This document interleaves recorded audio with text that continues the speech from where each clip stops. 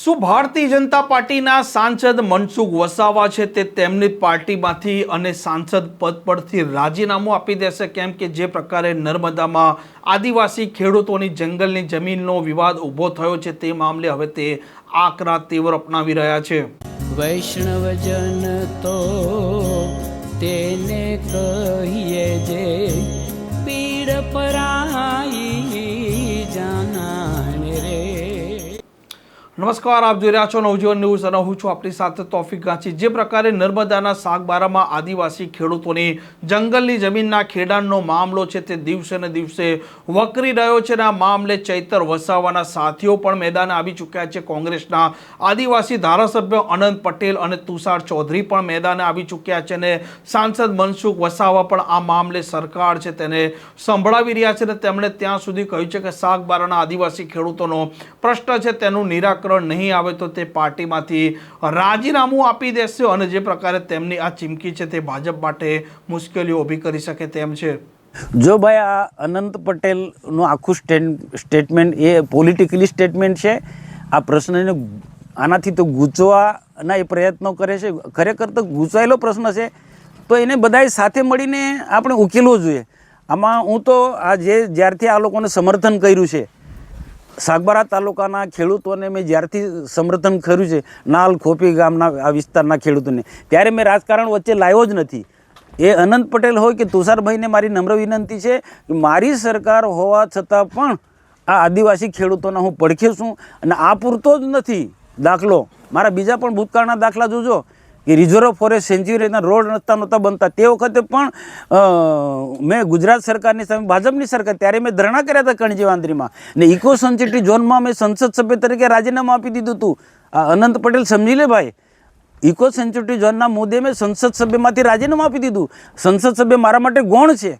મારી સરકાર હોવા છતાં પણ સાગબારા તાલુકાના ખેડૂતોના હું પડખે છું અને જેટલી પણ મારી ક્ષમતા છે, મારી સમજ શક્તિ છે એ રીતના સરકારને હું અપીલ કરવાનું છે.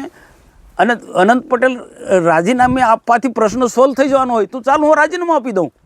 આ જો સાગબારા તાલુકાના ખેડૂતોનો પ્રશ્ન હું રાજીનામું આપી દઉં અને પ્રશ્ન સોલ્વ થઈ જવાનો હોય તો તે મારી રાજીનામું આપવાની તૈયારી છે. પણ આ અનંત પટેલ કે તુષાર ચૌધરીનું આખું સ્ટેટમેન્ટ રાજકીય છે, પોલિટિકલી છે.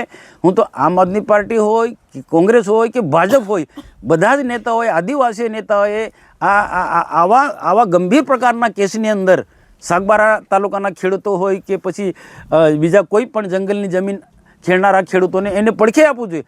આ જે પેન્ડિંગ દાવા છે 8-9 હજાર છે, એમાં 2 થી 3 મળવાના છે, બધા નથી મળવાના. તો એ બધા ભેગા થઈને આપણે આદિવાસી નેતા ભેગા થઈને એના માટે ચર્ચા કરો ને, એના માટે ચર્ચા કરો. આ નાલ ખોપી સાગબારા તાલુકાના જેવો જ ગંભીર પ્રકારનો આવનારા દિવસોની અંદર જે પેન્ડિંગ દાવાવાળાનો થવાનો છે. આ સ્થિતિ પેન્ડિંગ દાવાવાળાની જ મેં અગાઉથી હું કહું છું કે બધાને પેન્ડિંગ દાવાવાળાને બધાને જમીન નથી મળવાની. એ 2-3 હજાર લોકોને જ મળવાનું, તો બાકીના લોકો ક્યાં જશે? તો આપણે આને બધાને જ ખબર છે. હું તો કહું આ બધા જ ગુજરાતના મોટા નેતાઓ, એમાં ભાજપવાળા હોય, કોંગ્રેસવાળા હોય કે આમ આદમી પાર્ટીના, આ બધા જ લોકોને ખબર છે કે આવનારા દિવસોમાં પણ કોઈને કોઈ આને બોલતું નથી. પણ હું તો કહું ભલે નહીં બોલો કંઈ નહીં, પણ બધા એક થઈ અને આખા આદિવાસીઓના પ્રશ્નોને લઈને આપણે સાથે આને બધું જ્યાં પણ રજૂઆત કરવાની હોય. અને બીજું સાથે સાથે મારે અનંતભાઈને તુષાર ચૌધરીને મારે એમ કહેવાનું કે જાતિ અંગેના ખોટા પ્રમાણપત્ર માટે પણ આપણે બધા બોલીએ, બધા ભેગા થઈને. આજે ખોટા પ્રમાણપત્ર કોઈ બીટગાર્ડ બની ગયા, કોઈ પોલીસવાળા બની ગયા, કોઈ ક્લાસ 2માં, કાંઈ ક્લાસ 1માં કેટલાક આરએફઓ બની ગયા છે ખોટા પ્રમાણપત્ર. એની માટે બોલો ને. આદિવાસી એના માટે બધાએ ભેગા થવું છે. આદિવાસી જંગલનો જમીન પ્રશ્ન હોય, નાલ ખોપી સાગબારાના લોકો હોય કે પછી ગુજરાતના જાતિ અંગેના ખોટા પ્રમાણપત્ર લઈને આપણે બધાએ એક થવું જોઈએ. ટીકા ટિપ્પણી આપણે કોઈને ના કરીએ. આદિવાસી ગુજરાતમાં એક હશે, દેશના આદિવાસી એક હશે તો આદિવાસીના પ્રશ્નો સોલ્વ થવાના છે. આમ સાંસદ મનસુખ વસાવાએ ધારાસભ્ય તુષાર ચૌધરી અને અનંત પટેલને પણ આડે હાથ લીધા હતા અને કહ્યું હતું કે કોંગ્રેસ છે તે આદિવાસીઓને ગેરમાર્ગે દોરી રહી છે અને આદિવાસીઓના પ્રશ્નના નિરાકરણ માટે તે લડી રહ્યા છે.